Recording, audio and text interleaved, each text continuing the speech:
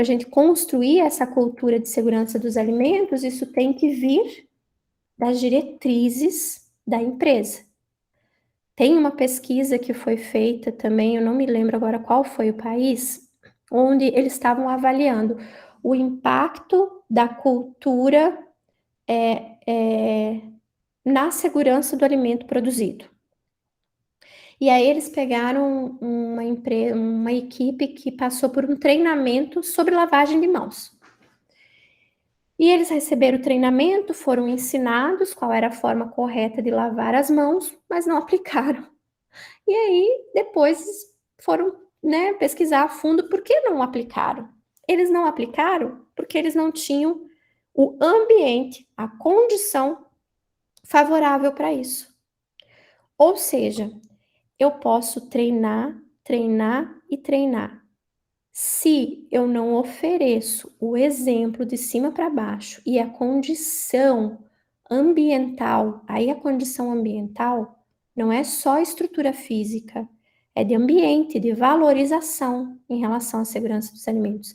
Se eu não tenho isso, se eu não demonstro isso, então não adianta eu treinar, porque vou continuar com o meu colaborador não lavando a mão.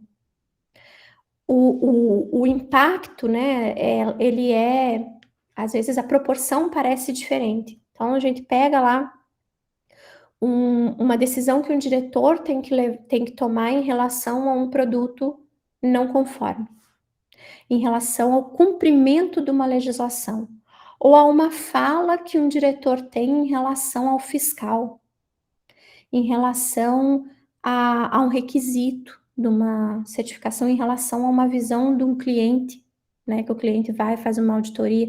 A gente pega o comportamento dessa alta direção em relação a isso, e esse comportamento é um comportamento igual ao cara que não lava as mãos. E parece que o impacto, né? Ah, não, mas o que tem a ver? Tem tudo a ver. É cultura, lembra? Esse aqui não precisa lavar a mão, mas ele precisa dar o valor correto para a segurança dos alimentos. A importância que aquela empresa dá para a segurança dos alimentos vem daqui.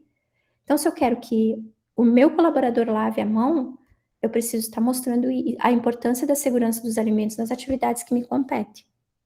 Se eu sou um profissional de food safety e digo que para entrar na fábrica não pode estar de unha pintada, não pode usar adorno, o dia que eu entro com unha pintada ou com adorno, eu estou colocando tudo por água abaixo.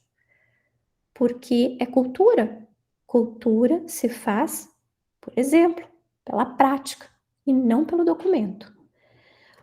O Idalberto também traz aí uma definição que eu considero bacana em relação à cultura organizacional, que ele fala que a cultura organizacional é capaz de estimular a satisfação no trabalho, a motivação e o desempenho dos colaboradores. E eu complemento sempre dizendo que o contrário também é verdadeiro. Dependendo da cultura organizacional, eu posso desestimular, né? Eu posso colocar hábitos e práticas erradas.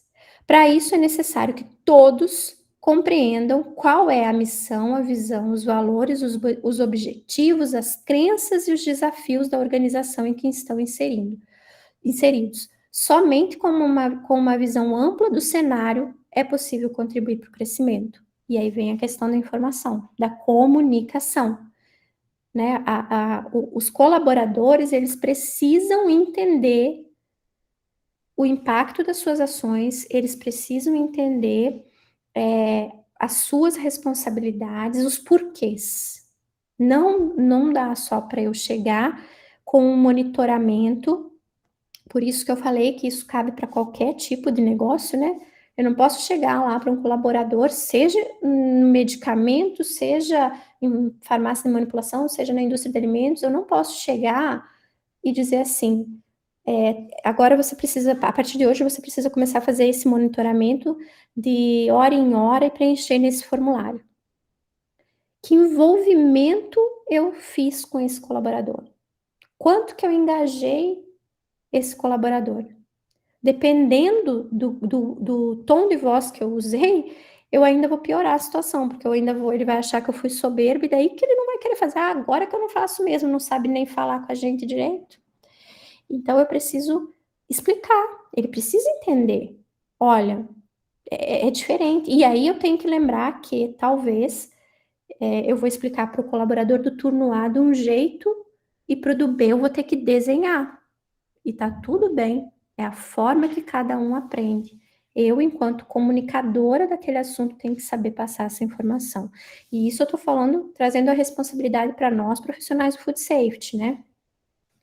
Mas é o mesmo na alta direção, é o mesmo dos gestores das outras áreas, é a mesma coisa. A cultura ela vai acontecendo na empresa e muitas vezes a cultura acontece de um colaborador para o outro. Então, se eu tenho colaboradores engajados e motivados, eu sei que eles vão estar passando essa mesma informação para os outros colaboradores. Agora, se eu não tenho uma cultura em relação à segurança dos alimentos na minha empresa, bem estruturada, de cima para baixo, da alta direção, começa a se formar várias culturas diferentes. E aí eu vou ter aquele pessoal que acha que a segurança dos alimentos é importante e que cuida, aquele que tanto faz e aquele que acha que é besteira. Então eu vou formando diferentes culturas dentro de uma mesma organização. Eu fico um negócio sem controle.